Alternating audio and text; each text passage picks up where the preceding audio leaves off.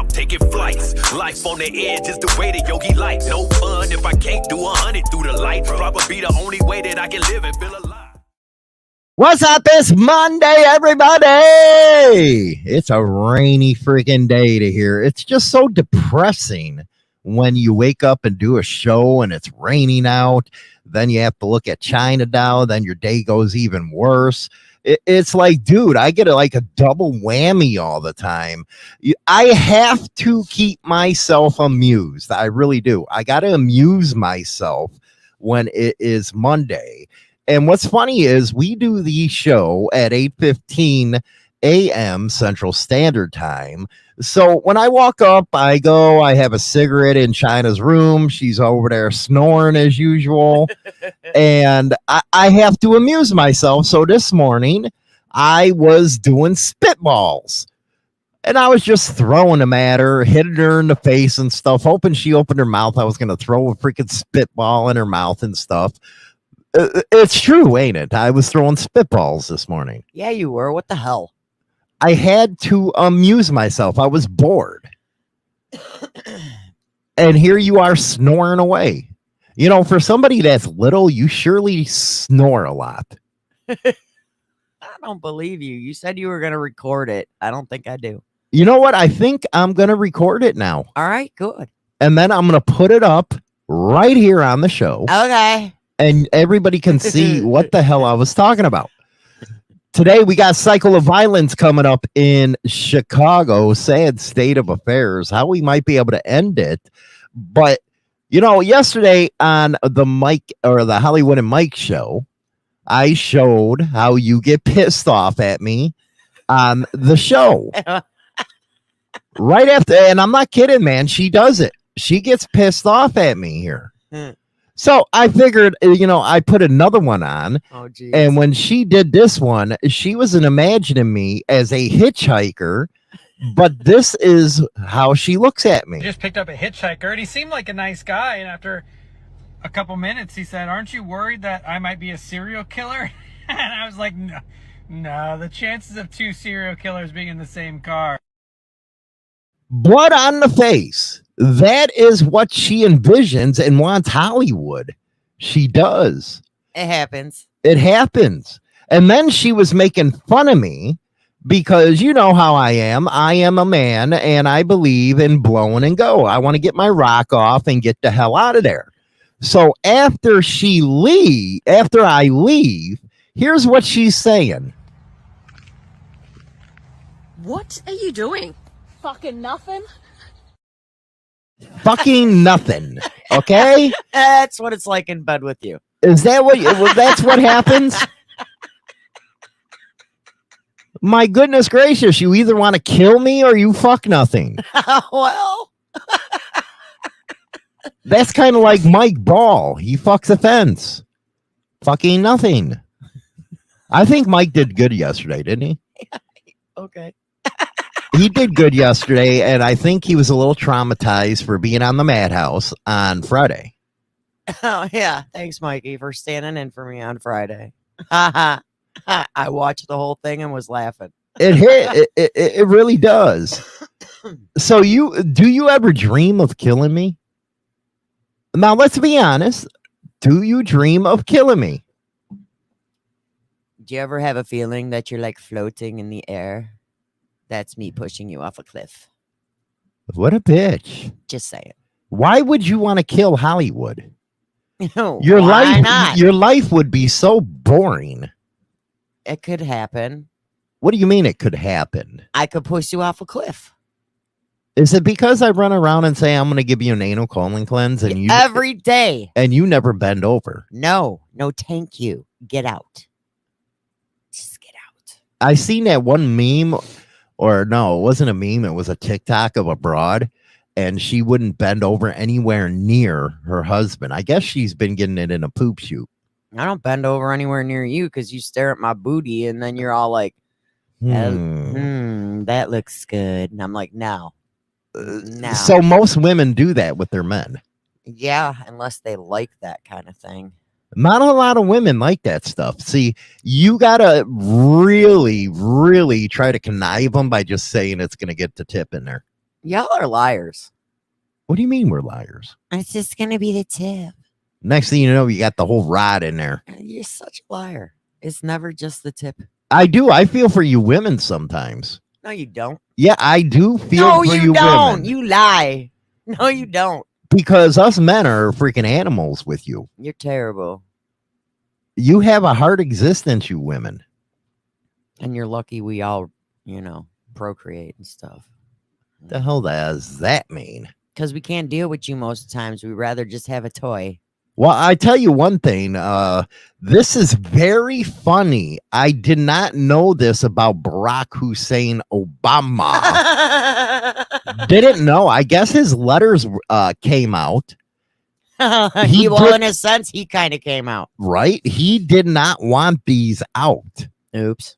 But they're out. They're released. They are. I guess the former president, Barack Hussein Obama. Used to what? Oh, blah, blah. Used to what? He used to fantasize about sleeping with another man. Yes, he did. This is true story. This ain't Hollywood say. This is out of Barack Hussein Obama's mouth. Yes, it is. Well, heck, technically. He was a Tinkerbell. Meant just in his mind. Now it gives me more ammunition to think Michelle Obama is a trans dude. Can we say that it's a trans?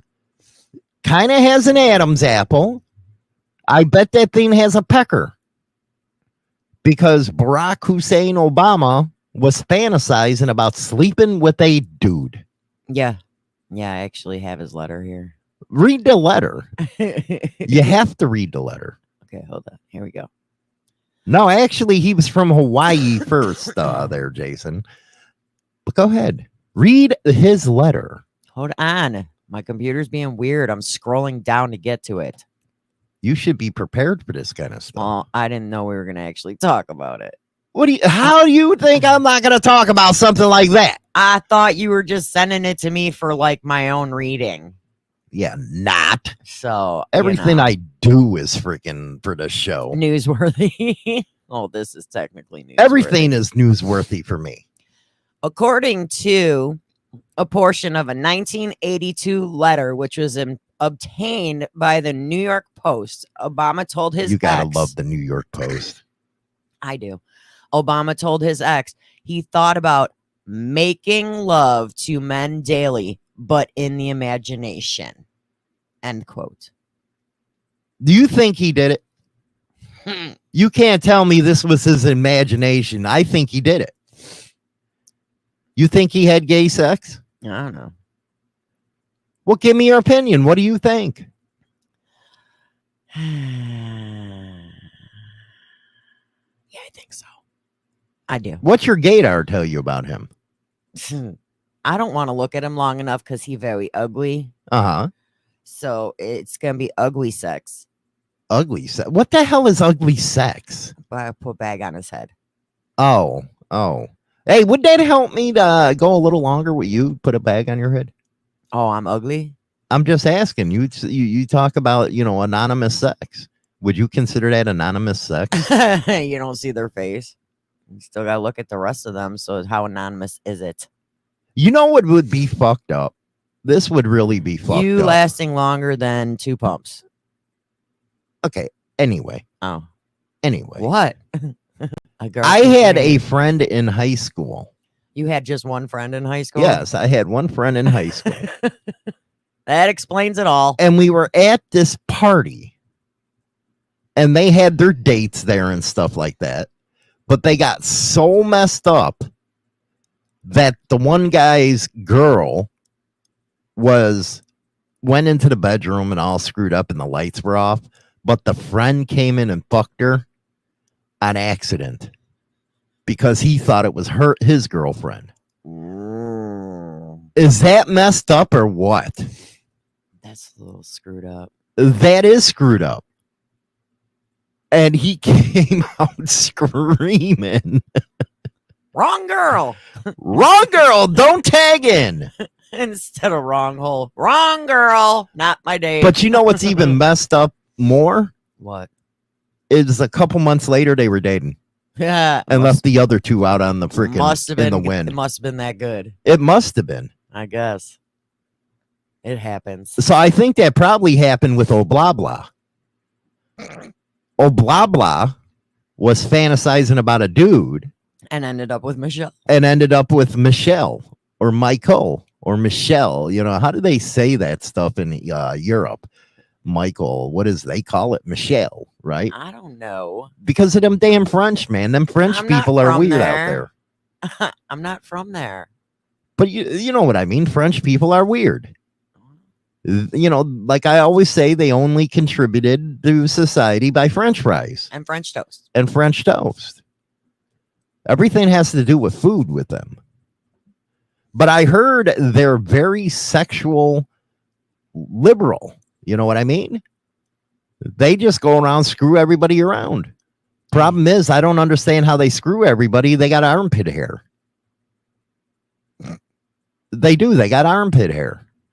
Because you're supposed to be the partner and bring the razor and shave it for them. Ew. I don't Ew. know. I don't know. That's gross. It is gross, I think, on a woman, because a woman's supposed to be feminine. I ain't mean, they? whatever. If that's what they like, that's what they like. But just keep your arms down around me. That's nasty. I don't know, care. Mike, if you should be in the chat room because China Doll's pissed at you right now. You know, falling asleep during the second half of the show. Yeah, what the hell? That just tells She me was bitching in the beginning. Hollywood and Mike show. I'm just gonna sleep through it. It's fine. I'll watch it later. Dick. I'll just watch it later. That's pretty bad. But no, I try to be in the chat room and liven up the chat room instead of taking a nap during the show. It happens. Take a nap after the show. Michelle. That's how Rattlesnake just put Michelle. Michelle. Would you ever Mabel. want to like date a French guy? No. Because That was quick. no. That was really quick. Rich right goes, there. you forgot the French kiss. Wow. Have you ever really thought about that when you're trying to French kiss somebody and you got the tongues and stuff? I was like, is that natural? Do animals do that? It's like, dude, who fucking thought up that shit? The French. Maybe they did, maybe they not. But you know what I mean? Is that like natural to like play tongue hockey and tongue wrestling? You know, the part that sucks is if somebody you're kissing somebody and they're doing that and they're like sticking their tongue so far down and they're like almost It's like, playing what are with- you? they're fucking- literally playing tonsil hockey. Yeah, it's like, what the fuck? Are you a lizard or something? It's like you're trying to eat my face. What are you doing? Back up. I had some of that stuff when I was in high school. In high school. You know, some women don't know how to freaking kiss. No. Nasty. And it's like, okay, you know what? You're doing a good tongue action.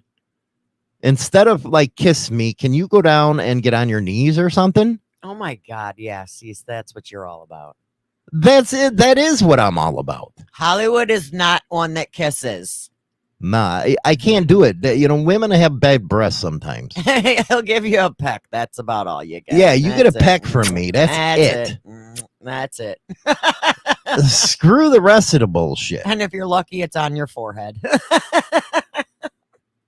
I'm not very cuddly as a man. I don't believe in cuddling. I don't believe in being actually where you get all this romantic freaking shit. I'm sorry. I can't do it. Jason. What? Hollywood, did you actually attend high school long enough to officially say you went? You actually have to show You tell them me my that all the transcripts. time. I don't know where it is. I gotta find it. I got to get the transcripts because what did I have? Like a 1.1 or 1.2 grade point average? I don't know. And my see, they never believed me until they got that transcript. Seeing how many actual days of attendance. Senior year, I just was not there. I couldn't do it. What else is in the news before we bring Tia on? Tia is going to be talking about the cycle of violence in Chicago. Going to be a good conversation, pretty serious one. If you're not from Chicago, I'm sure you hear it on the news all the time about the shootings and how they compare everything to Chicago. And it is pretty bad out there. It takes a special kind of person to live in Chicago. They always said that if you can't make it in Chicago, you can't make it anywhere. I think Chicago gives the base of knowing when bullshit's bullshit. You have to believe that. You know, they don't play around in Chicago. Well, an Illinois doctor was arrested and charged with a felony after he allegedly placed a video camera in a hospital bathroom to record female employees. Why does guys even get off on that? Why you want to watch people pee? What is the fascination? I don't. That's what I'm asking. You know, guys out Stupid. there that are freaks on my show, because I know I got a couple in the Madhouse crew. Why does that get you off? That's just like golden showers. Yeah, what's the thrill? What is the thrill? Please help me here. And what's the thrill with a woman with 10-inch heels putting a freaking heel in your balls? I don't get that. Do they have no freaking self-worth whatsoever where they want to get their nuts hit?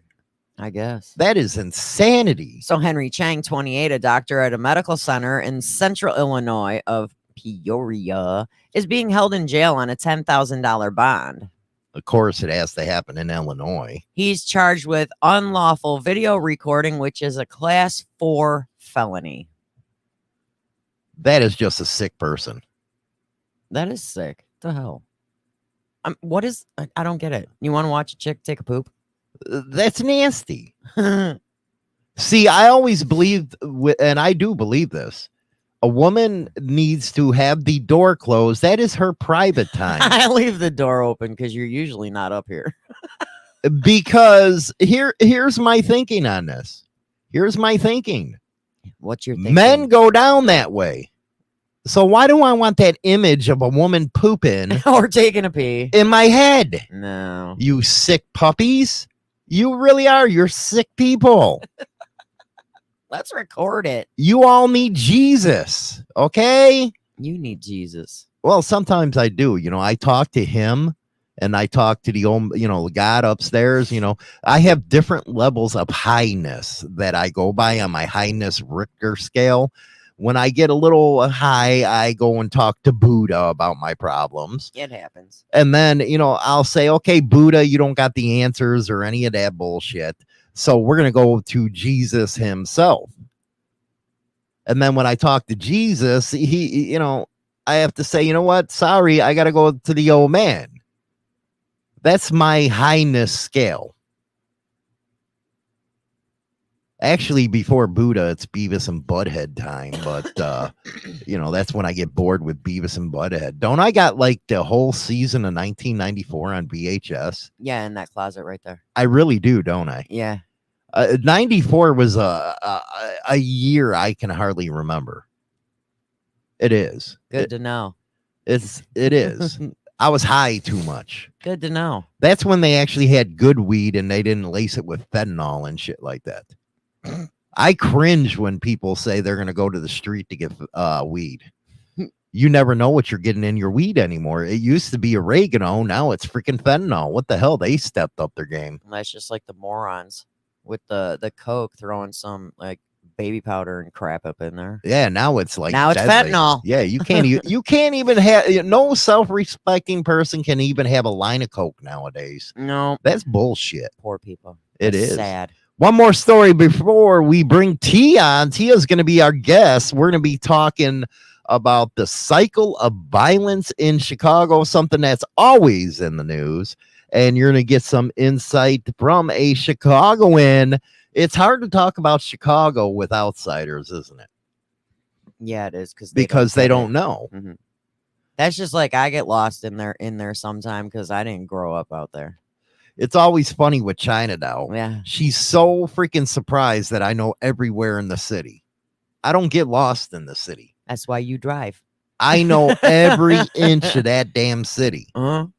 I love it. I really do. I love it. I know the bus routes. I know the train routes. A lot of people don't know that even from Chicago. But one more story. San Jose, California. South Bay doctor was arrested Friday and charged with several felonies related to an alleged illegal opiate prescription scheme. You know what? It's because of them damn doctors that there was an opiate crisis.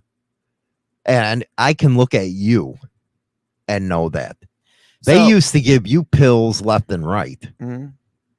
That's why it has no effect when you When I need them. need them. No, they don't. They don't do nothing for you. No, pain medication doesn't work on me at all. And I think that's bullshit. They did this. And then that's when the heroin rates went up. And now they're hooking people on heroin. And then the fentanyl comes. Mhm. It's the doctor's fault. Well, this doctor, using another doctor's prescription information, used to illegally acquire hydrocodone by writing fake prescriptions for himself, his wife, and his father. He would allegedly write the prescriptions and have various other people pick them up at pharmacies in and around San Jose. That's messed up. Mhm. Anyway, we're going to go with Tia. We're going to bring her right in after this. If you don't know Tia, that is Black Dragon. Black Dragon TV's old lady. I wouldn't call her that, but she probably kicks the shit out of Black Dragon. I have to worry about her kicking the shit out of me for calling her an old lady. But that is his girlfriend. We're going to be right back. Do you have trouble getting laid? Are you sexually deprived? Join China Doll every morning at 8:15 a.m. Central Standard Time to talk shit about your loved one on Motorcycle Madhouse Morning Mayhem, available on all major podcast platforms. And don't forget to go check her out on Chatting with China Doll every Monday at 9:30 a.m. Central Standard Time. Rock on. I do. I got to go through these damn sweepers. That is so old. That is an old one. I really got to go through that.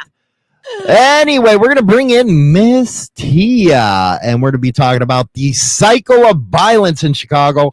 Very important subject to a lot of us that came from Chicago, grew up in Chicago, and the neighborhoods are just so different now.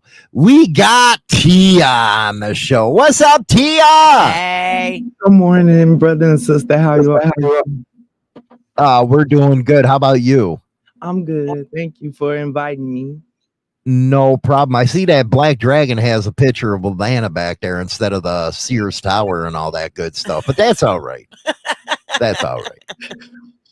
We'll let it go. It's fine. Right.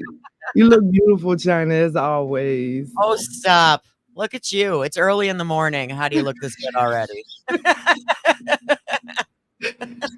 So we're going to talk about this is a very serious subject to yourself and myself.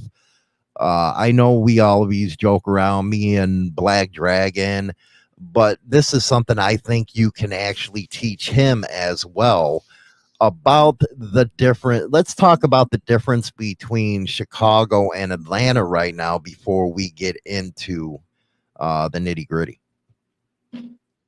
Atlanta is warm. Atlanta is green. Atlanta, to me, from where I came from, is a better place to raise my children. Chicago is a beautiful city, absolutely beautiful. Just like any city in the world, there are good cities and bad cities, or good parts and bad parts of every city. So I just happen to live or grow up in an area that was high, like crime infested, gang infested, and I grew up seeing a lot of people that I went to school with get killed or grew up with get killed. So everybody asked me what made me move to Atlanta.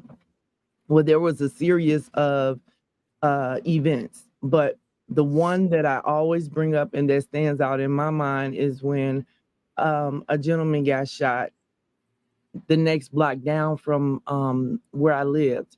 And we all ran down there, and I remember looking into his eyes, and that stare that piercing stare has always stayed with me ever since I saw it. So I decided at that moment that I was going to leave Chicago. So ever since I saw that, it was like a process of me trying to relocate down to Atlanta. So Well, one thing that a lot of people don't know about the city of Chicago is it's broken up into neighborhoods. Meaning, I came from Montclair, and it was a specific type of culture because Chicago is the biggest melting pot next to New York City of all kinds of cultures. We got Greek town there, we got Chinese town there, or Chinatown.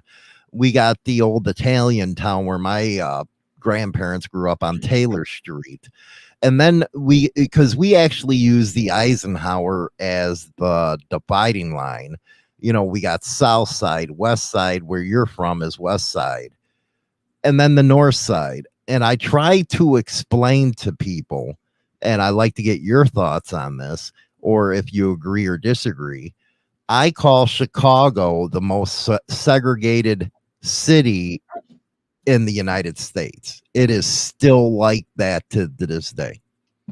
absolutely. My parents were born and raised in the South, Tennessee to be exact. And so a lot of my family members migrated from the South to the North for a better life. That was around the civil rights era, and there was a lot of crime in the South, as you know. So they moved to Chicago for a better, like the exact same reason why I moved to Atlanta. And it was, you know, there was a lot going on back there, but I guess it was still a better life from what they knew. There are it's just like you said, it's split up in different sections, Jewtown, Chinatown, you know. I really didn't go to some areas. It's just like you stayed where you were supposed to. You didn't, you know, go to a lot of different areas because you didn't know what was on the other side, you know. So it was just a rough experience. It was a really rough experience. And you talked about the civil rights era. Mhm. Richard Daley Sr. was the mayor at that time. Mhm. And one thing we called it the Great Migration, or history does, Mhm. where a lot of people came from down the South and into the city of Chicago. And one thing, and I'd like to get your opinion on this, did the cycle of violence begin with, because I don't know if you guys knew before they started tearing them down and stuff, like the Cabrini Green or Robert Taylor. Do you think them high-rise public housing had a big impact on the cycle of violence? Absolutely. I think what they did was they tried to build those, I call them projects. So when you talk about it, automatically I just think of the projects. They built those buildings in areas where there were less crime, I believe. I think they were, it's sort of like an experiment. And I noticed that they do that here in Atlanta too. They try to blend in the or build the projects in the areas where there's basically no crime. And if you are used to a certain type of lifestyle, it's just like if I was living in the projects and I moved to Atlanta, sometimes you can change your environment, but what is in you is still in you. So I think a lot of times people who are used to robbing and stealing and doing certain things, it goes wherever they go. Sometimes you enter a new environment and things are different. But I absolutely believe that that had a lot to do with it. You're trying to cram. Anytime the living situation is crammed, where people are on top of each other, it's almost like a jail.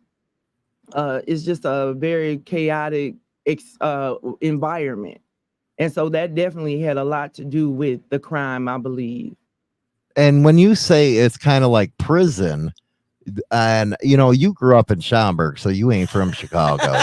No, you talking about China? Canada, yeah, she's from the burbs. See, a lot of people, Tia, they don't understand there's Chicago, and then there's the burbs. Right. They really don't get that. But when you're talking about prison, if you can look at it at YouTube, how say Cabrini Green, and she's right. Cabrini Green, you can go a block and you had GoCo stuff, but they actually had fences on these buildings, and it did look like a prison.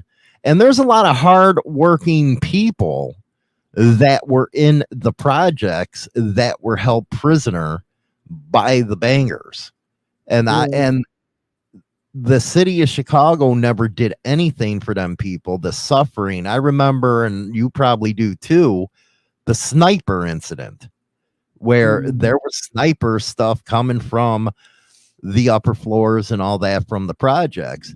But the government did, as Tia said, crammed everybody in on top of each other and just let it go. And let it go. Not even, but poor people, deprived of education, deprived of finances. So when you're in that situation, automatically you it's like they say, you have to give children activity, because if you don't, they'll start to wander and get into bad things. So I try to keep my children in some type of activity in school to keep them busy, occupied. But if you have nothing, there's a lot of people with nothing going on. And a lot of times when you are in a situation like that, you resort to negativity, you resort to crime and things of that nature. So I think if they had more programs in place that would, which they do, a lot of them they have done away with because of the financial aspect of it. But I do think if they put a lot of more things in place for children, boys and girls clubs, after school programs, that would eliminate a lot of that with the children and even teenagers. I mean, the same thing. Because a lot of times you mimic what you see growing up. A lot of children don't have, unless you're sent to the South to spend time with your grandmother, all you know is your environment. So a lot of times it's best to try to get like my family, we actually, I grew up with 10 siblings, and I had a sister who she was able to move to Atlanta in her early 20s. And she was like, so I always tease her about being the Harriet Tubman of our family. She relocated to Atlanta and for a better life. And then it's like she plucked us like one by one. So eventually my whole entire family relocated to Atlanta. So I think if more people were able to leave their environment and get away, a lot of people can escape that for the most part. But Well, that's very true. And I like to get China Dow's opinion after I asked Tia this one. CPS, that's the Chicago Public Schools. And I really believe they let the kids down in the city of Chicago. They want to get all this pay, but they don't want to teach our kids. And in Chicago, in a neighborhood, it really was our kids. The neighborhood always watched each other. We didn't see in our neighborhood, we didn't want the cops around. We would deal with it ourselves, all that good stuff. But what do you think about the lack of education in the Chicago public schools? Because I knew guys that were getting passed and they couldn't even read. Do you think that attributed to what was going on in the city? Absolutely. I remember growing up and we were on strike every year. So we went back to school after Labor Day. There was always a teacher strike. And grow you really can't help the circumstances you're born into, and if your parents send you to a certain school, that's where you had to go. But as I got older, I understood that sometimes you have to live in a certain area in order for or pay for your children's education. If you depend on the neighborhood schools to teach them or give them a proper education, I think they do what they can, but it's not enough. So I actually have tried to live in areas where the first thing is the school, the education. Uh, that's like for most moms, that's something to consider whenever you buy a house. The first thing they tell you is about the school systems if you have children, because that plays a very important part. Um, to have your children go to a school that's almost like a private school and you don't have to pay, it's worth living in certain areas. So yeah, I definitely believe that because that has everything to do with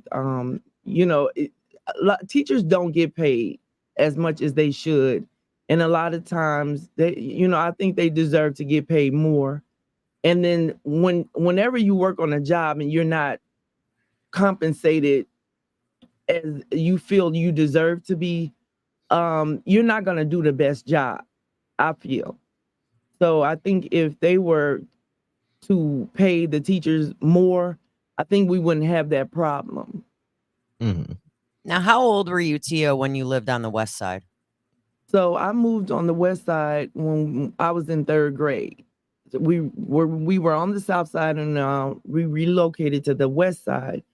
So yeah, in about third grade, that's where I say I was raised, because that's where I spent the majority of my time there. So Now, when you were obviously third grade, so probably about, I'd say 7-ish. 7, 8. Yeah. Did you feel that growing up where you grew up, you were able to actually have a childhood and be a child? Or did you feel like because of your surroundings, did you feel like you had to grow up faster? I do absolutely feel like I had to grow up faster. I was brought up in a church background. My mom was very involved in church. So that definitely saved us. It kept us off the streets. So when we would leave to go to church, all the other kids would be out playing. She didn't play that. We were known on the block as the church kids. And that's okay, because now that I'm older, when I talk to people I grew up with, sometimes I ask them, like, what did you think about me and my siblings? Oh, you all were the church kids. And so that really protected us a lot from the gang violence. A lot of people say, well, we're going to leave them alone because they're not really about that life. So Did you feel at that young of an age, even though you did have a lot of siblings, and I'm sure, where did you fall in the line of the children? I was the seventh child. So you were like in the middle almost. In the middle, yeah. Now, with having multiple older and younger siblings, Yeah. and I'm sure y'all you watched out for each other. Oh yeah. Did you feel safe where you lived? I did. I felt like I said, we were brought up in the church, so I always felt like I was protected by God. I didn't really have a gun till I was grown. I never felt like, oh, let me take this knife to school. It wasn't like that. So although there was violence around us, we were definitely shielded. We were definitely protected from a lot of things. I grew up with my mother and my father in the household, which a lot of families in that area didn't. There was every household had someone on drugs. And so a lot of times, maybe the father wasn't in the household, maybe the mother was on drugs. And a lot of times the grandparents raised the children. So I definitely felt protected. I definitely, we could sit up here and talk about how bad it was, But for me and my family, we were definitely protected and shielded from a lot of violence, you know. Mhm. But did you see a lot of it growing up? Oh yeah, absolutely. The drive-bys and all everything they say about Chicago is true. Like I said, I moved my children to Atlanta in 98. My son is 32 now. One day I walked up on him and he was watching a documentary on YouTube and it was about gang violence in Chicago. And I said, "Why are you watching that?" And he said, "I just can't believe it was that bad the way everybody said it was. I just can't believe it." I said, "Well, the fact that you're here should let you know it was that bad that I said I'm leaving everything that I love and I'm taking my children and uprooting my, everything and moving to a better environment." So Do you think a lot of problem with the family unit? And again, we got Tia on, and she can give you a firsthand knowledge of, like she just said, what you hear about Chicago is true. Do you think having a one parent family unit contributed to a lot of the problems that we're seeing? absolutely. I mean, when our Heavenly Father created us, He created a coalition of a mother and a father to raise a child. You can, a woman can do it. She can feed you, she can clothe you, but for a male child, it takes a man to raise a man all day long. She can put good things in you. She can pour a lot of wisdom in you, but at the end of the day, surviving those survival skills, you need a man. You need is so important. So I understood that early on. I got married at an early age. My first marriage was at an early age because that's what we were taught. You you get married, find you a mate, and have children and raise them. So yeah, definitely. A lot of times, um, the households that didn't have, you could tell because they still look for that fatherly love, and I think that's why a lot of young men turn to gangs and the streets is because they lack that. A lot of times the gangs is not bad like a lot of people think they are. They protected the neighborhoods. Like Yes, you they do. said earlier, you all didn't call the police. A lot of times the police didn't come. So if Mm. something bad happened in the neighborhood, the gangs would be the ones that control the violence. There was after 9 o'clock, there were no children on the street. There was no garbage. You couldn't disrespect the elderly people. You couldn't disrespect their homes by standing in front of it, different things like that. So they regulated a lot.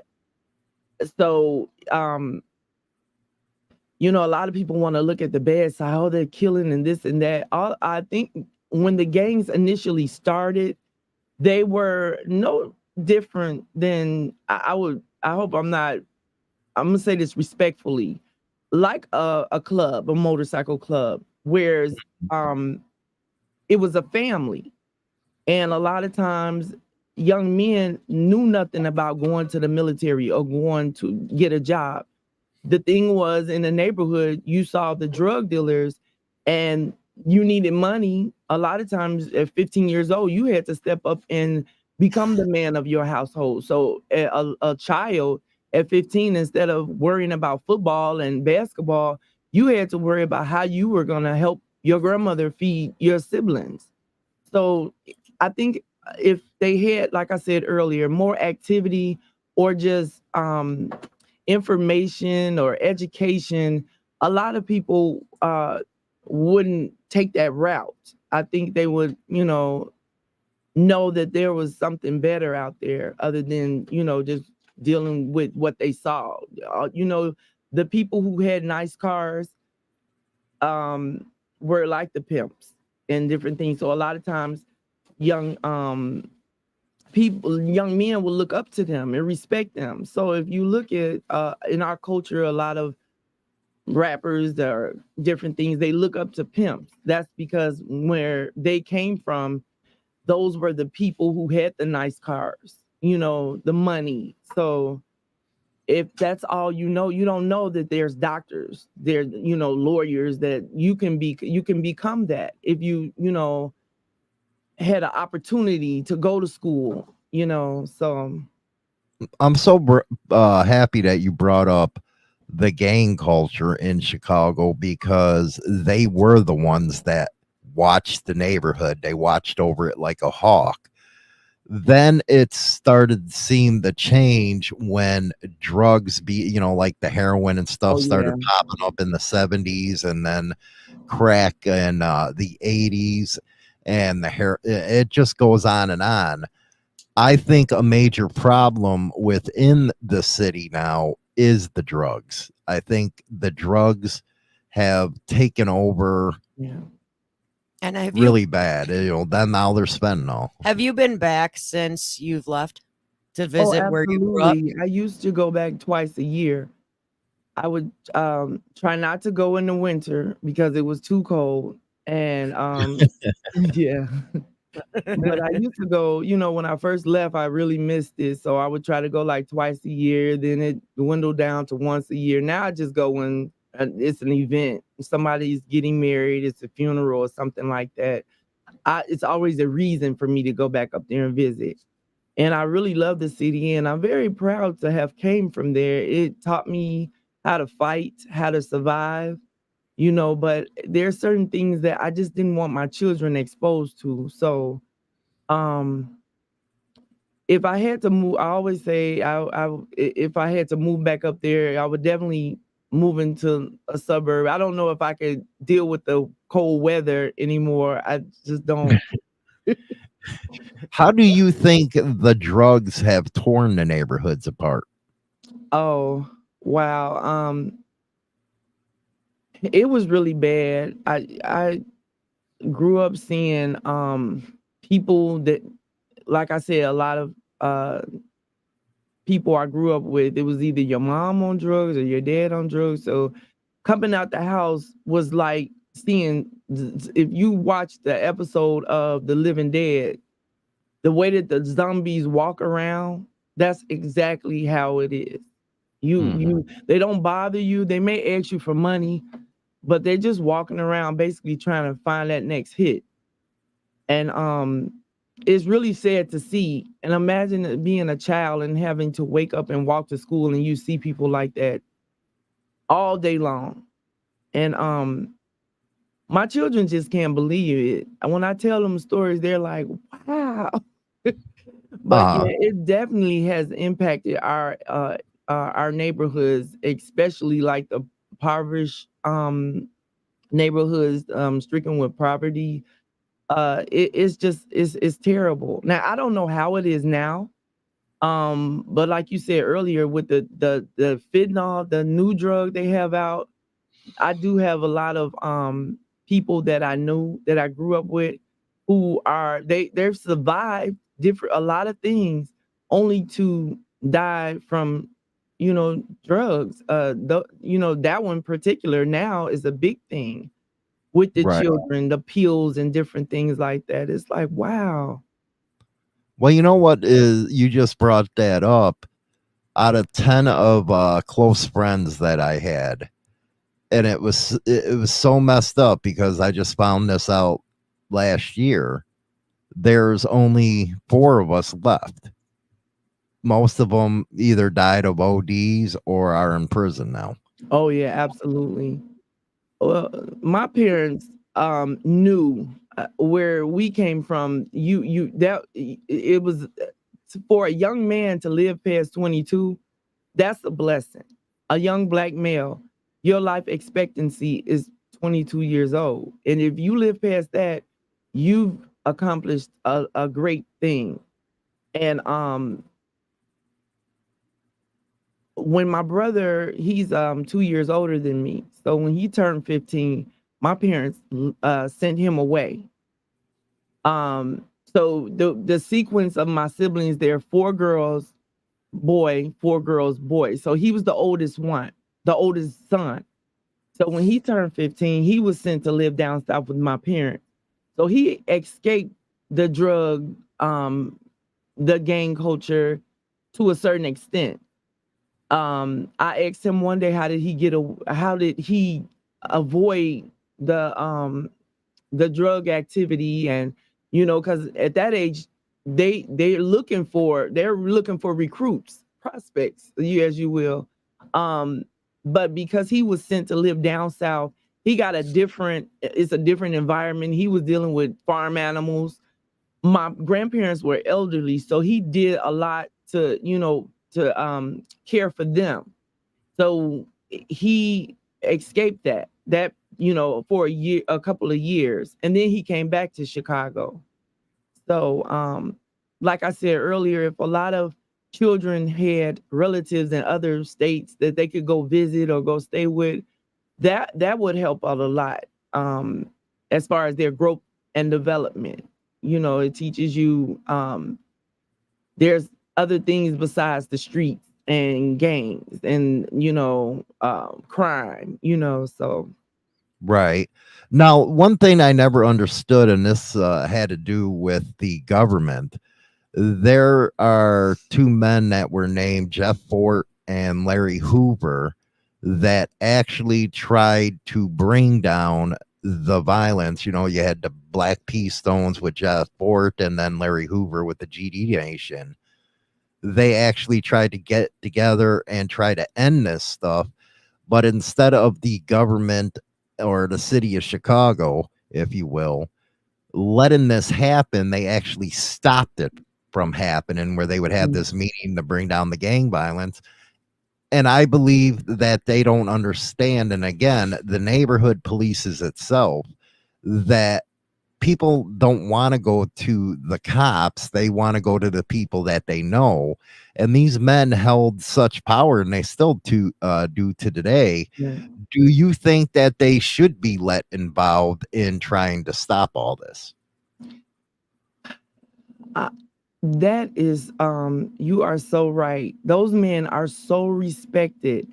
And like I said before, the gangs were, if you do your research for the Black Panther movement, most of the guys in those organizations were military men. They were organized, they were disciplined, and they did make a difference in our communities. And for whatever reason, you said the government, and you're probably right. But though there are very powerful men in our neighborhoods that do have the power to tell the gangs, like, you need to do this, or like give orders, and they actually do it. When to be in a position where you can call a truce, where you could go have a conversation and the crime stops, that's almost godlike. Respectfully, I do think we need more leaders. The sad part is, usually when we have men like that step up in the neighborhoods, their life is shortened. It might be because of a younger person that's coming up, that's trying to make a name for themselves. But it like I said earlier, the gang started out, they were organizations. They had bylaws. They actually have bylaws. It was organized, it was disciplined, and you couldn't do certain things. Like I said, there were no children. They made sure all the children were in school. A child just walking around after 9 o'clock, they would ask you, what are you doing out here? Because you were kind of interrupting their business with the drugs. So a lot of times they didn't want no kids on the street, which meant they made sure kids got to school. They made sure there was a lot of families that, like I said, it was a impoverished area.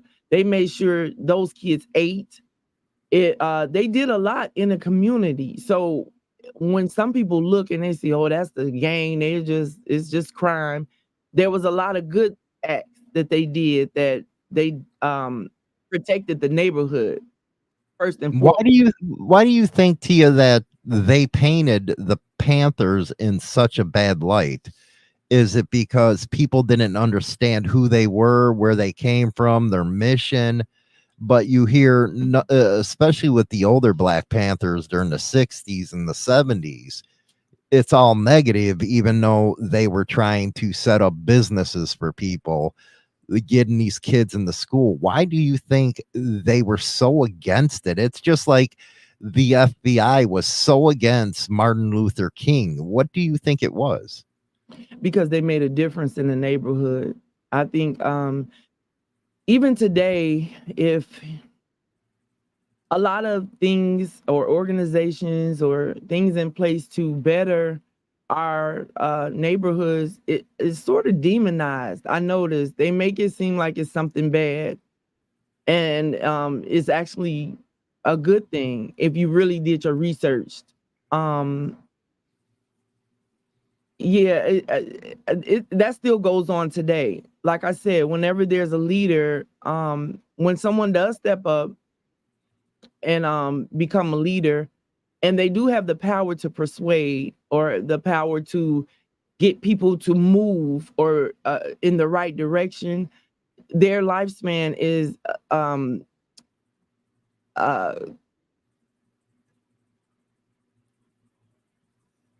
exactly. Jason, you're absolutely right. They all started out like I said, I grew up with a lot of gang members, and to me they're like family. So they're very disciplined. The leaders, the chiefs, they're not really for violence. They're peacemakers.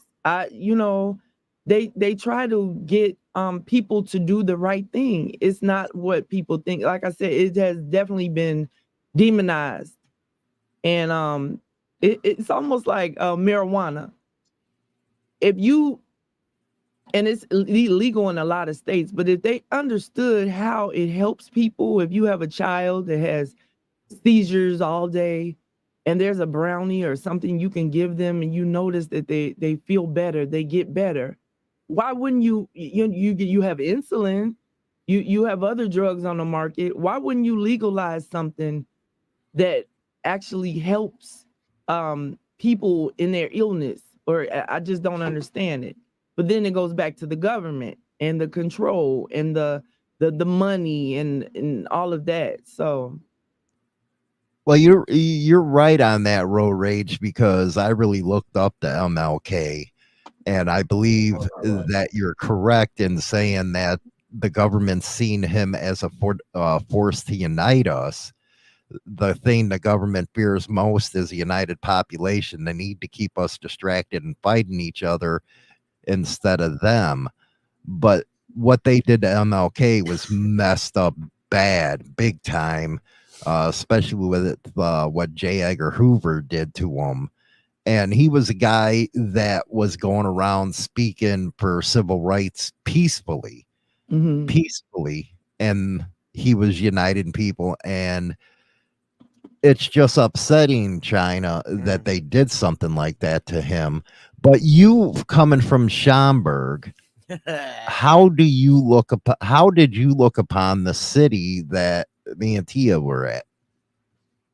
I won't go unless you're with. There's one. Well, why do you feel that? I mean, if I'm going downtown to like the beaches and stuff, to me that's okay. I can do that. But if we go to other parts of the city, like when you took me on the L, I almost peed myself. I was like, this don't feel right.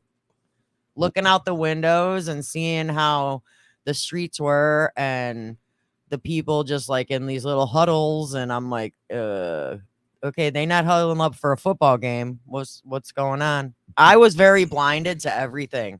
I was sheltered. So a lot of that I was very fearful of, because it's not what I did not grow up around that. You know, for us, it was like, oh, everybody's going to the Friday night game. Everybody's going all this stuff after school. We were all in sports. You know, me and my two brothers grew up always being in some sort of sport. So it's like when you took me on the L, I was fearful. I was scared. I'm not going to lie. I was scared. So you had other opportunities that a lot of our kids in Chicago don't get. I think so. And as far as education, I mean, I got a pretty damn good education, and I really feel for those that don't get don't have the abilities to have that good of an education, because when I grew up, none of our schools ever went on strike in where I was at. We never had that issue where, like Tia was saying, every year they started on strike. Every year. So it's like, yeah, I get it. They do want to make more money, but at the same time, it's affecting the kids. They're not able to go back to school, and their education is being pushed aside for them to get more money. Well, the members only is going to be pushed back until tomorrow, because I got Tia on here, and we're talking about the cycle of violence in Chicago. We're going to take a station identification break, and we're going to be right back with Tia. Are you sexually deprived? Do you have trouble getting laid? Do you admit to being a loser? Listen to Motorcycle Madhouse Morning Mayhem Monday through Friday at 8 a.m. Central Standard Time with Hollywood and China Doll, and get advice that might make you into a winner. Rock on. What do you think? What do you think, Tia? In the camera. Black Dragon giving you the cues. What do you think, Tia, about the way the people in the burbs seen the city? So I still have family and friends there, and basically no one is in the city. Everybody that is still there is in a suburb, either south or west, the surrounding areas of Chicago. I took my dad there about 2 or 3 years ago to visit for Father's Day. One of my girlfriends turned 50, so we had her birthday party. We went to our old neighborhood to find the food that we grew up eating. So what we do is if we stay in an Airbnb or a hotel, we gather food from everywhere, our favorite foods, and then we just hang out at the hotel or the Airbnb and let people come visit us. When I told people, when people were calling me saying, "Oh, you're in Chicago? Okay, where you at?" I'm like, "Oh, we're on such and such trying to get some food." You bold to go in that area. But that's just where I remember the food being. I want my children to experience the food, but I know when you adapt to your environment, or you become extinct. So there's codes that you know you're not supposed to do. Driving slow in the neighborhood, that's a no-no. That if you're looking for an address, I told Black Dragon, I don't know if I ever want to take him to Chicago, because he likes to explore. Even though he traveled the world in the 7 seas, he's oblivious to, to certain things, especially in Chicago. So I'm like, no, that's not happening. I know when you go to certain neighborhoods, if they don't know who you are, if you're visiting family and you driving slow looking for an address, it's crazy. In one situation, they were driving, my sister-in-law's, the guys from the neighborhood were driving her home. She actually lived around Cabrini Green. The guys, like you said, they have snipers, they had cameras, they had people looking out. It was just a whole organization. That project was something else. They saw a car they didn't recognize, and I don't know if they had radios or what it was. They targeted that car, not shooting it. What happened was they pushed a dumpster in the way so the car could not exit the road it was going on. And they did shoot the car. Everybody in the car got shot, but they didn't die. So it's things like that. If you don't know the people in certain areas, you're not gonna go. I'm not gonna go somewhere I don't know. I have to go with someone that's from there. I'm just not doing that. Right. But how does it make you feel, the perception, when you grew up, so you loved it there? You know, everybody loves the neighborhood they're from.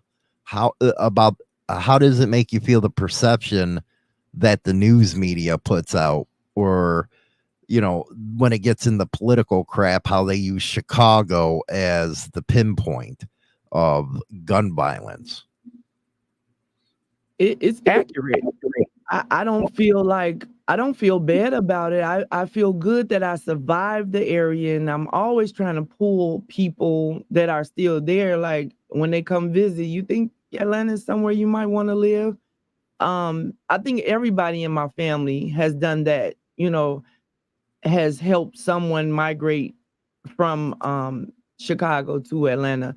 But it's accurate. It is what it is. Like my son just couldn't believe the stories he heard. So he's watching documentaries on YouTube. Um, and it just makes me, it's almost like you survive a war and you live to tell about it. You just feel blessed. But I know there's other parts of the world that are worse, but I'm glad to have came from. I probably wouldn't change my upbringing. I think it taught me a lot, and the person that I am today, I know it stems from going through what I went through as a child. So when people ask you where you're from and you say Chicago, what kind of response do they give you? Chirac, you came from Chirac. You so bougie. You from the oh yeah, I hear that all the time. Like, oh my goodness, you live there, you experienced that, But just because you're from somewhere doesn't mean just because you're from it doesn't mean you're in it. So I didn't really, like I said earlier, I kind of escaped a lot of things that happened there. I was shielded and protected, so it wasn't as bad as it could have been. But the childhood, the people in my life, who I grew up with, I love those people, and I wouldn't, if I had to live again, I would want those same people in my life. So I think a lot of people come from bad areas, but the fact that you were able to survive it and get away and live to tell about it, that's a blessing. So I'm proud.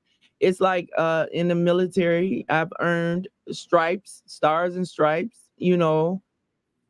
So I'm very proud of where I came from. I never feel down or bad about my upbringing. I feel like it was definitely ingredients to make me who I am today, and I'm proud of who I am.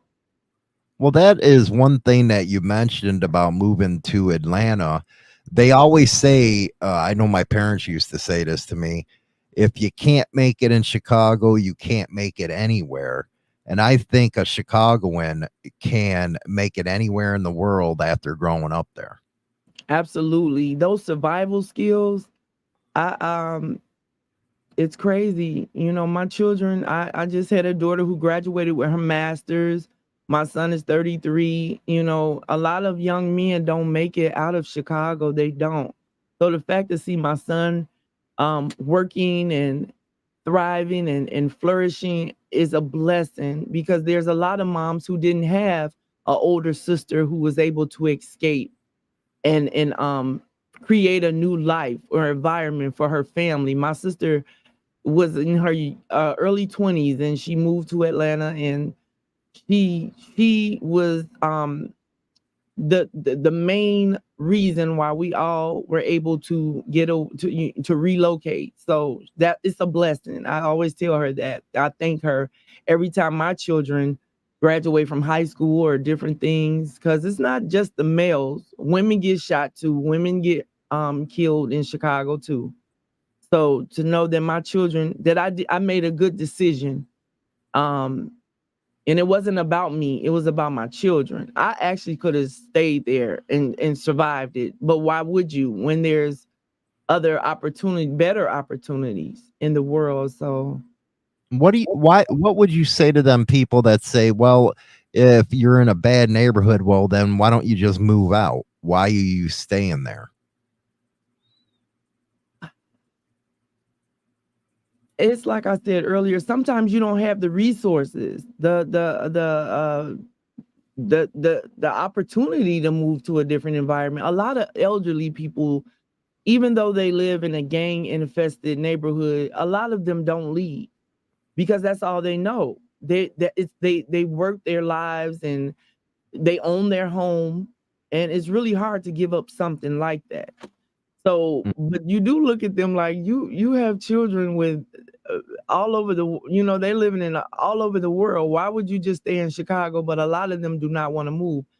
A lot of them, you adapt to your environment, and a lot of people are scared of the unknown. It's crime everywhere, but to each his own, and you have to do what you need to do in your life. But as far as me looking into that young man's eyes and that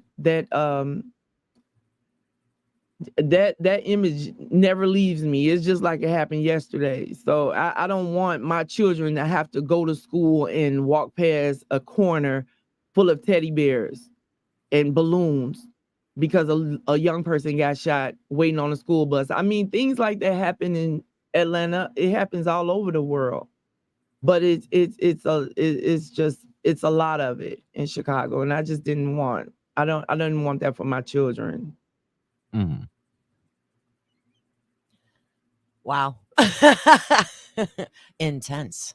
China Doll's just taking us all in because China Doll's kind of like Black Dragon is, and you said it perfectly, oblivious to the kind of stuff that happens out there. One of things that stick with me when he talks to me, because we do the biker news and stuff, and you hear these stories or all this woofing, as we call it in Chicago, that ain't real gangster until you see gangsters in Chicago. There's a reason why everybody brings up Al Capone that don't live in this city. Yeah. Those are true gangsters. It's crazy because a lot of times we hear about things in the news or it going on in these clubs or different things, and it's just like, okay, yeah, that's bad and it's serious, but it's just still not, it's childlike to me. A lot of times I'll tell him about different things that has happened. He's like, oh, you need to write a book. Black Dragon, write a book right away. You need to write a book. Now you need to, you can, but I always tell him I don't want anything to do with that. Yeah. I'm just happy that God allowed me the ability to relocate and get my children away. And it's like, I just pray for the children coming. Like I said, I don't know how it is now. I know it's still bad. I hear the stories. And like I said, most of my relatives and family live in the suburbs, the surrounding areas. Nobody really still lives in the city, so, but it's just the quality of the respect for life. It is crazy how, these young people, it's a ongoing cycle, and it's just like it's ongoing. So if you don't decide in your mind that you want something better for your children, if not for yourself, I just pray for you. Mm-hmm. Well, listening to Tia talk about how she grew up in the neighborhood she grew up in, I'm like, damn, I'm sitting here going, man, the hardest thing I had to deal with was rush hour traffic. Yeah, you didn't have to or deal the with that kind craziness of finding a parking spot at Woodfield Mall. Now we are talking about the cycle of violence in Chicago right now. We're talking all about the bad, but I like to switch gears and talk about the good that the city has to offer everybody. Because again, it's always bashed in the news, but there is a lot of good that is in the city of Chicago. And I'll let Tia just give some of her thoughts on some of the good stuff out there. Besides the food is the best in the world. Absolutely. Yes. When I meet people from all over the world and they find out I'm from Chicago, the first thing that comes out their mouth is about the food. Now, I thought New York had good food. I've never been there, but that's something that I've always heard about New York. The food is really good, but people tell me the food from Chicago is much better than New York. If I could fly up there and just go around and collect the food I want and come back home, I'm good. Usually when I go visit, I don't even stay like weeks or days. We're in and out, maybe a weekend, and we're back. I'm like, okay, I'm ready to go. I've had enough. the buildings. So when my children went, I took them there. Like I said, 2 years ago, we did a family trip. My girls are 18 and 16. Even my son, who was 33, was like, "Oh my God, look at the buildings, so beautiful." The thing I could appreciate is just the like China said, going the certain areas. The Michigan Avenue is beautiful. It's just breathtaking.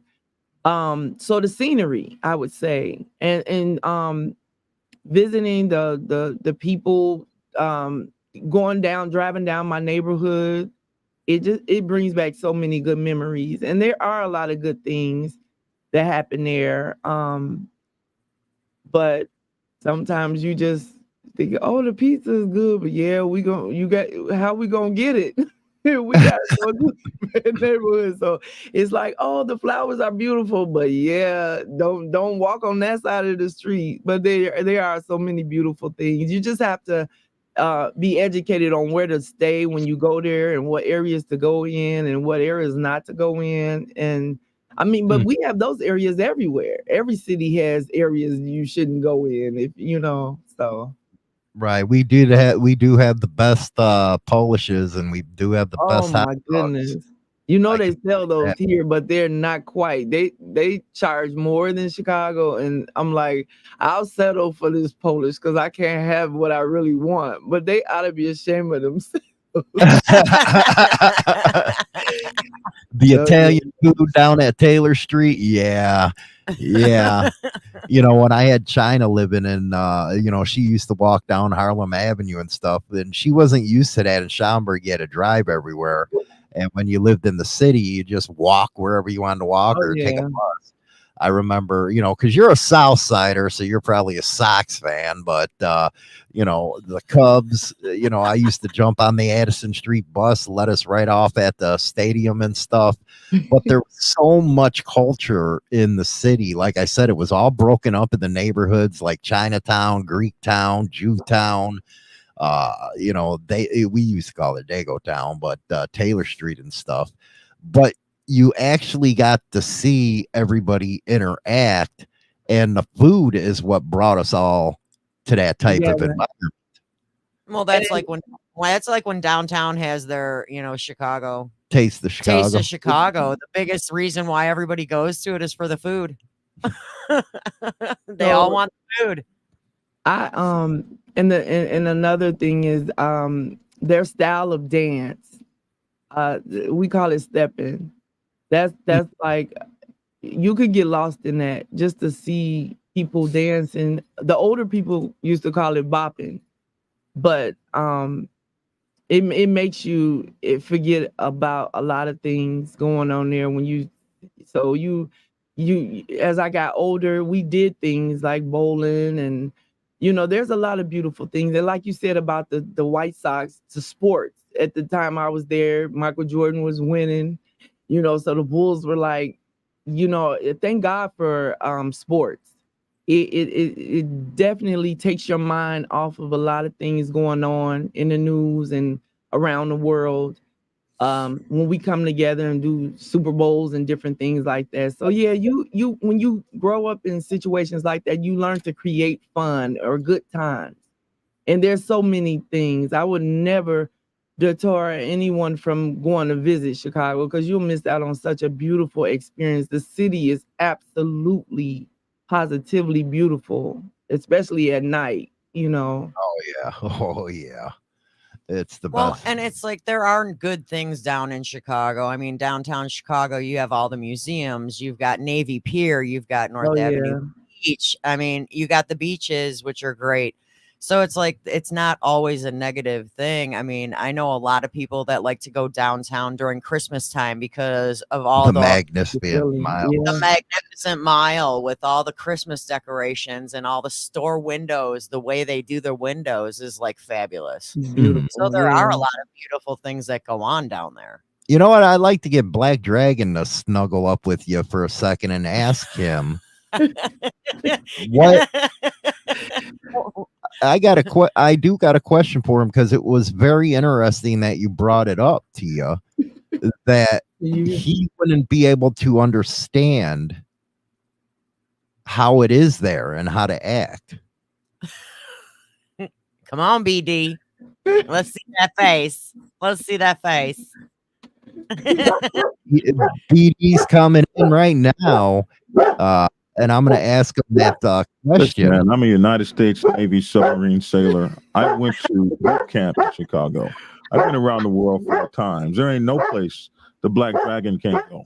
All right. Black Dragon, you're going to be doing a slow drive-by in Chicago, and they're going to be putting a dumpster in front of your car.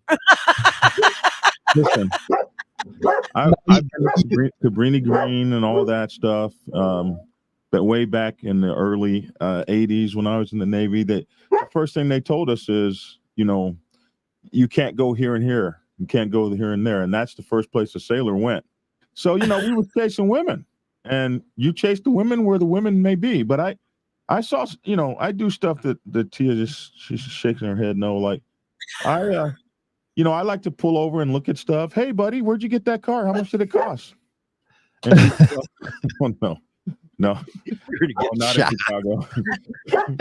Hey, buddy, how you doing, young man? Can you tell me how to get to 4th Street? And she is like, no, or I'll look in somebody's car. Man, I like that steering wheel. That's all right. Is that a special one? BD's going to be holding conversations with the guys that wash the windows.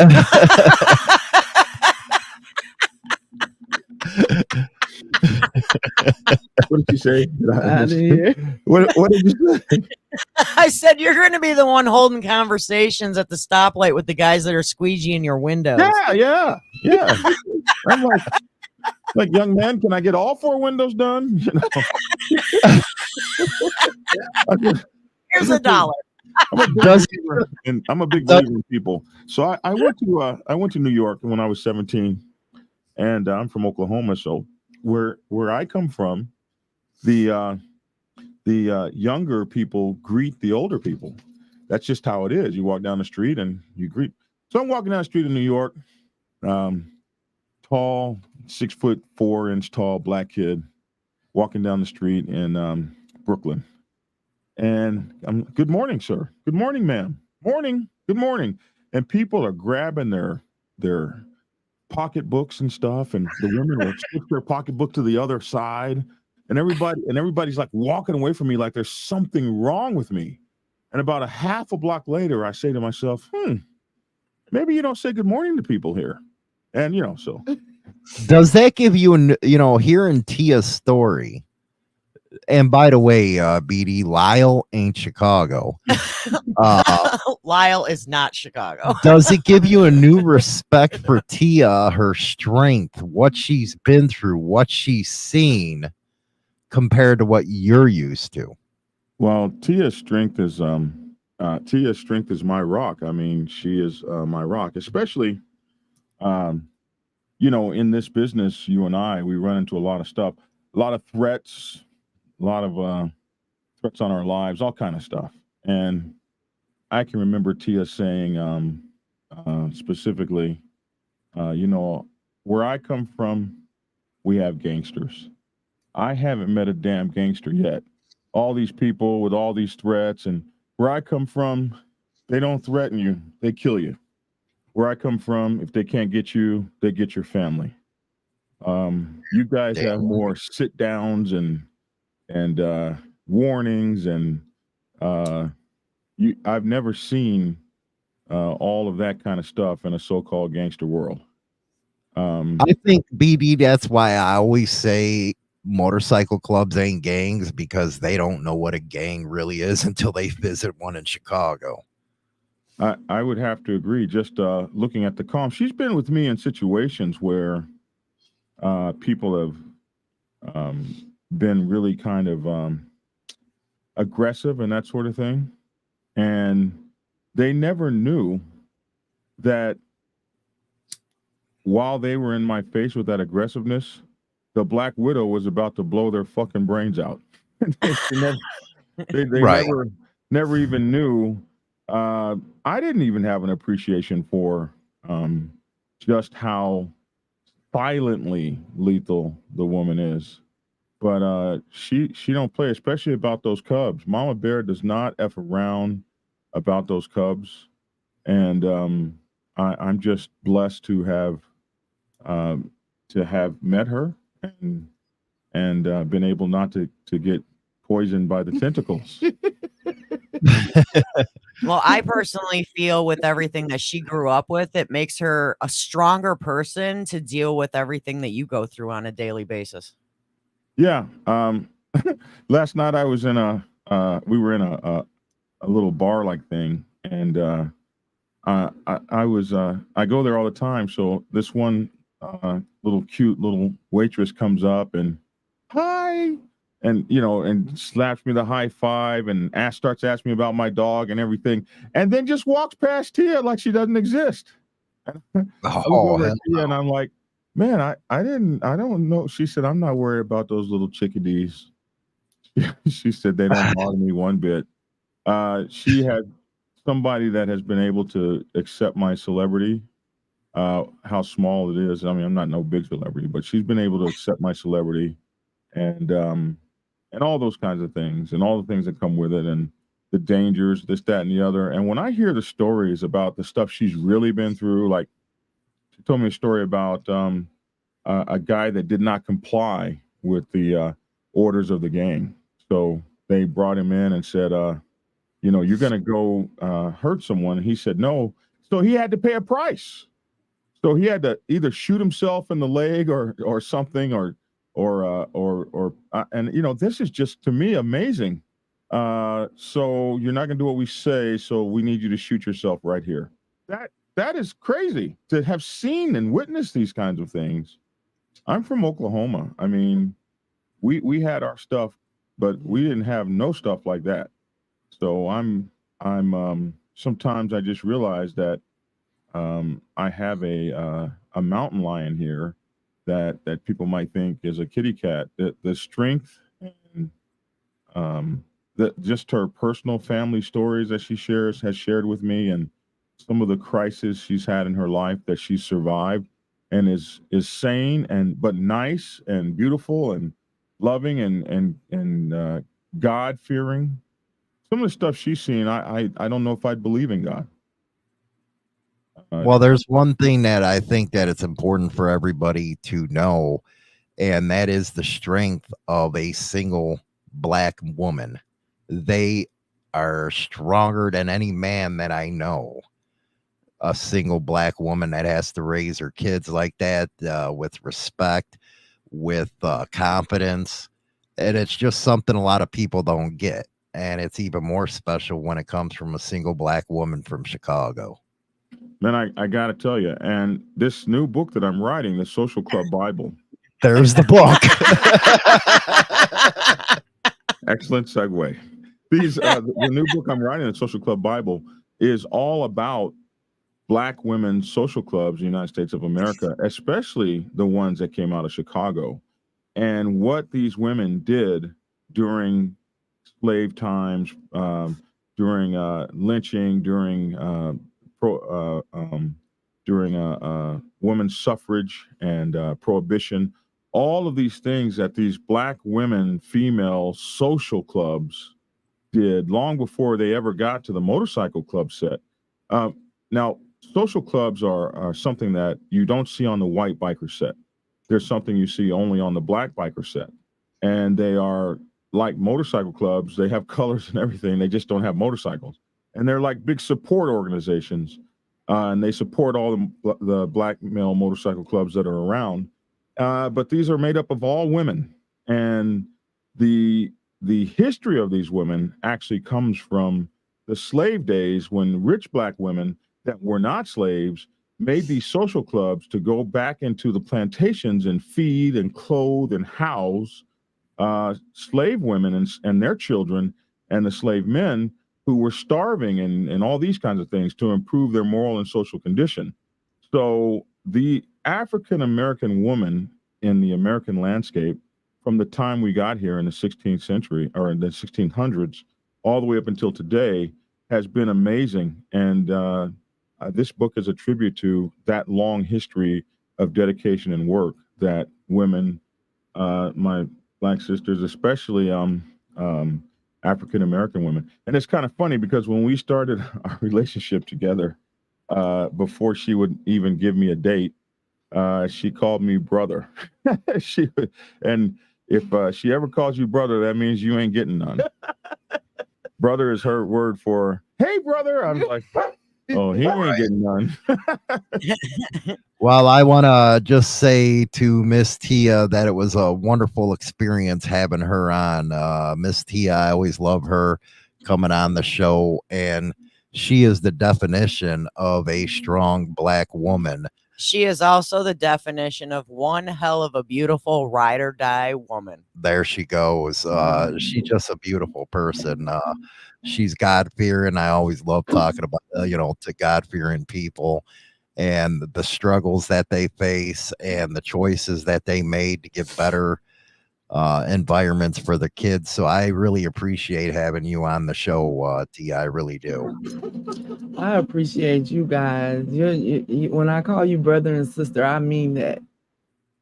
And I love you, Hollywood. You're always pulling everybody up. You always look out for your brother, Black Dragon.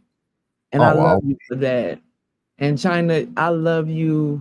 I told you, you look just like my mom.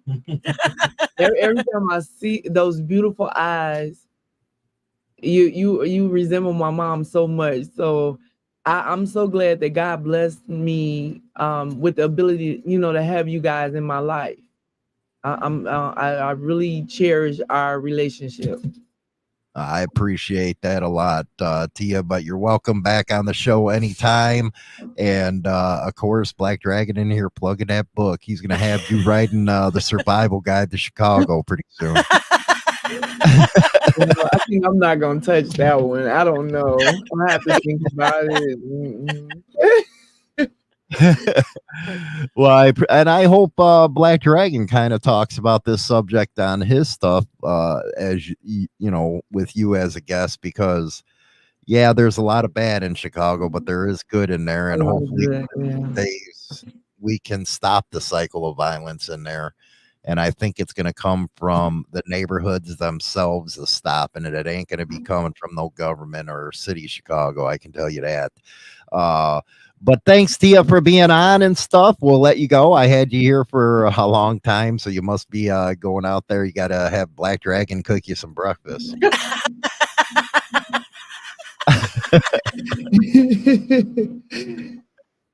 Well, you guys enjoy your day and keep doing what you're doing. It's a beautiful thing, and you share. You're always sharing your platform with others, always teaching, and that's how you get blessed, I hope so. But that's the great T right there, Black Dragon's better half, if you will, the one that keeps him going. But we're gonna let Tia go. Appreciate it, Tia. And that was Tia right there. Such a conversation, China, because Chicago was always my heart. Mm-hmm. I used to be one of them guys that if I didn't see the Sears Tower, I was homesick. Yep, not anymore. Not anymore, but that's the way it used to be. Am I right or wrong? You are 100% correct. Wherever we lived, you had to be able to see it. And that, I think, is just the testament of the city of Chicago, of how it stays in the heart of people that live there. Yeah. And she was able to get out, which, like she said, a lot of people can't. They're used to what they're used to, or they can't financially afford to do it. And luckily, she wanted better for her kids, so she got out. Hearing this growing up in Schaumburg, and you know what? The burbs are the burbs. That's the way it is. The different type of lives just separated by a few miles. Yeah, it's kind of it's kind of weird, because it's like growing up sheltered and basically just hanging around in Schaumburg. I went to Chicago a lot, but with the family, and we'd go to Lincoln, you know, we go to the zoo or we go to the museums or the planetarium but it's like, or we go to the top of the Sears Tower, which, yeah, that's a sight to see if it's clear day, let me tell you. But there are good things, but you know, I didn't grow up seeing all the stuff that Tia saw. Like I would never see any of that. You'd never see that in Schaumburg. Nowadays, I'm hearing it's different, but it was. How was it when I finally moved us back out there, and you would walk on Harlem Avenue? And were you nervous at first when I brought you back there? Yeah, at first, because we had 2 kids, so it's like I'm like, I don't know about this. So I'd walk, and we put them in private school because of that. And when I would take a walk with the kids, because our youngest was, you know, still stroller, you know, 2-3 years old. So we'd be walking, and I'd go only a couple blocks from the house to like this little deli where, you know, all the Italian guys were sitting in, who were really nice guys. But that'd be as far as I'd go. And eventually I ventured out and went down to Harlem Avenue, where the original Caputo's was, the Italian market. And I'd walk up and down the street. I took her to the Italian. I took her back to Montclair type of deal.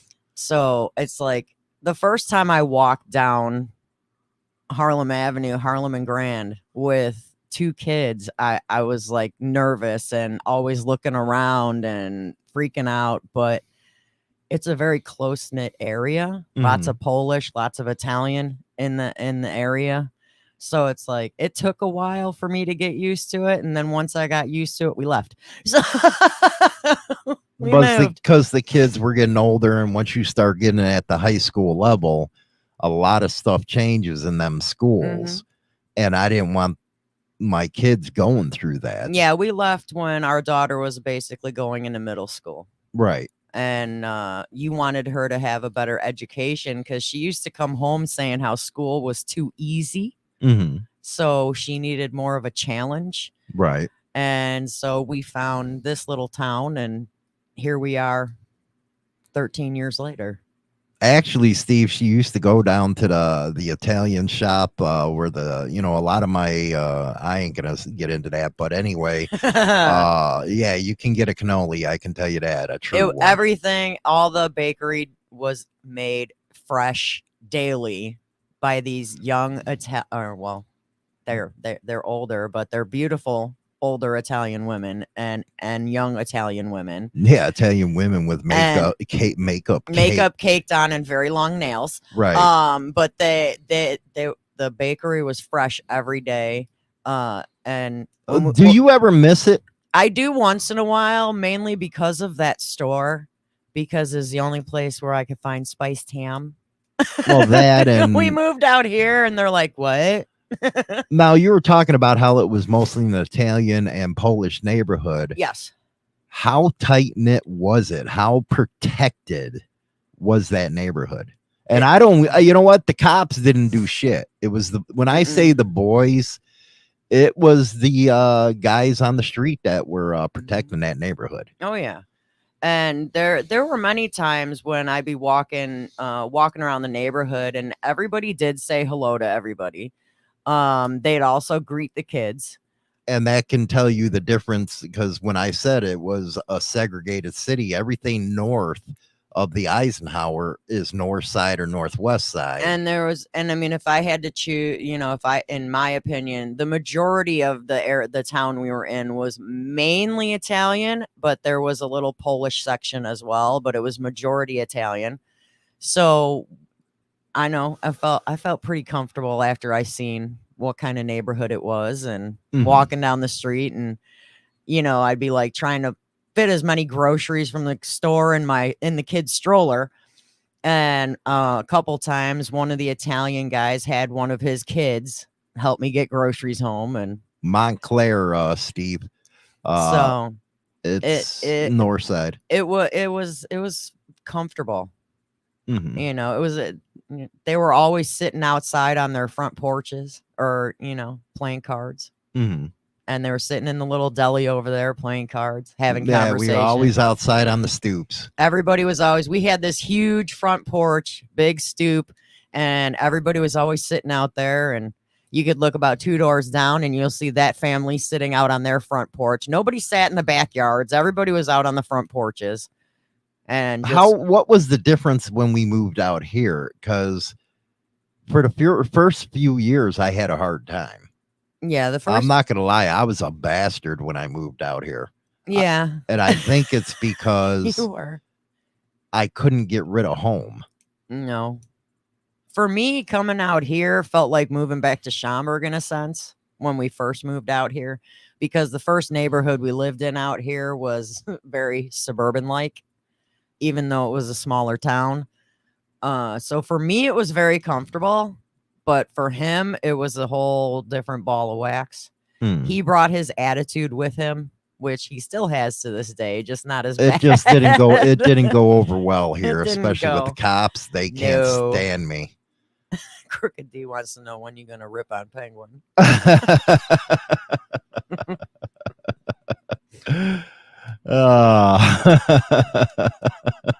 had a little chat with Penguin last night, so stop it. What do you think the violence is in Chicago from the outside? You know, when I see the news stories about Chicago, and now hearing from Tia, and I've heard it from you, that does really happen, it actually, you know, it deters me from wanting to go visit it, but I guess you got to just know which part not to go to, That's very damn true. Which is, I was oblivious to. I would never have known where not to go in Chicago if it wasn't for you. I would be like, hey, let's go there. And you'd be like, no. And yeah. Well, you talked about our attitude from Chicago. What Yeah. it makes, what, you know, because I know New York has their own deal, LA has theirs, but Chicago really has it embedded in the DNA of us. Mm-hmm. Well, I think when we moved out here, your Italian was right out there. It was like the Italian Hollywood. And yeah, it's hard to explain the attitude like that Chicago people have compared to like where I grew up. Where I was like happy-go-lucky, didn't really have an attitude. I learned how to have attitude, I guess you can say. It's not in my DNA, but now I have attitude. It's like you learn from Chicago people, I don't think deal with bullshit too good. no, you don't. No. You see through the game because of how you have to survive. You do. You grow up a different way. That's just like you tease me all the time because we are considered from opposite sides of the tracks, literally, because there are a set of tracks, and that I grew up with a silver spoon, but it wasn't me. It was my dad. And it's a different way of living. Living in Chicago is totally different than living in Schaumburg. Mm-hmm. It's a different way of life.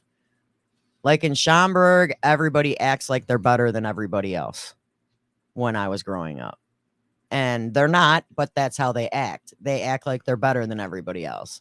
They're not going to be like, hey, hi, how you doing? No, because they act like they stick their nose up in the air. Mm-hmm. But when we were in Chicago, it wasn't like that. It was more real. It was more real. And maybe that's it was why a different kind of feeling. Maybe that's why I have a hard time with a lot of people, especially those that get stupid on the internet. It's like, really, dude? Are you that fucked up in the head? You know, that's why I believe one of the biggest things is when you're wrong, you admit you're wrong. And that was taught to me big time. When you're wrong, you're wrong. And I'll never forget when I was, you remember Coco's when I was, bouncer over there and working with the guys. Yeah. The old man told me, I did something to piss his ass off. And you never piss one of them guys off. He took me in the basement of Coco's. And it's no longer there. It was on Lake and 19th. And he told me to pull out my fucking wallet. And he said it just like that. And I pulled out my wallet. And he said, give me your fucking ID. I gave him the ID. And he turned around at me, pushed that shit in my face, and he says, the person in this photo is the only one you fucking trust. You got that? And that's kept me out of a lot of bullshit during my life. Mhm. And, you know, even when I was doing some stuff I shouldn't have been doing, that kept me out of fucking jail. Because you can't trust a lot of people in that game. No. I don't care if they're your best fucking friend. Where we come from, your best friend puts a 22 behind your ear. Mhm. And I think I took that lesson with me all throughout life. It's like you when you try bullshitting me. How quick am I to call it? Like right there. I'll try and bullshit, and you'll be like, yeah, try again. Like right after I finish my sentence, you'll be like, try again. What? And sometimes it'd be, you know, funny to you, but to me, it's a very serious deal if you try to bullshit me. Mhm. Even though I know it's not shit, it's like useless shit. It It's still like pisses me off. It's something stupid, but yeah, you'll call me out right on the moment. Went to Navy school. You probably went to Great Lakes, just outside of Chicago. Would spend weekends exploring the city. Missed the last train back to Waukegan, and asked the taxi driver to take us to a cheap motel. Bad idea. Yes, you can rent motels by the hour out here. No, or in Hollywood's case, $2 a minute or $2 a minute. Yeah, there you go. I usually only have to spend like $4. So how would you end the show with this conversation? Did you learn anything? Yeah, I learned that, you know, Tia herself, she came out of it as a stronger person. And Now you know why they say if you can't make it in Chicago, if you can't make it and it's anywhere. true. If you can't make it in Chicago, you can't make you can make it anywhere. You can survive anything coming from Chicago. Mhm. Now, do I feel like that? I didn't grow up in Chicago. I did live there, but I feel that just being with your pain in the ass, I can survive just about anything. Mhm. Because when in doubt, just call Hollywood out. There you go. Again, members only is getting pushed to tomorrow. We gave you an hour and 46 minute show over here, but I think it was so important because people see this on the news and the politicians always use it. And it's funny how the politicians are never the ones that have to grow up in these places. No, they don't live there. And so it's easy for them just to use it as a political tool. Mhm. But I do know that our kids in Chicago, they need education. They need the school system to be better for them. They need those activities. If you grow up in a city, a big city, activities is what's going to keep you out of prison. Because when you're poor, and you knew how dirt poor I was, Mhm. the only thing you had was the streets to make it. You looked up to all the guys, you know, thank God it was Italians for me.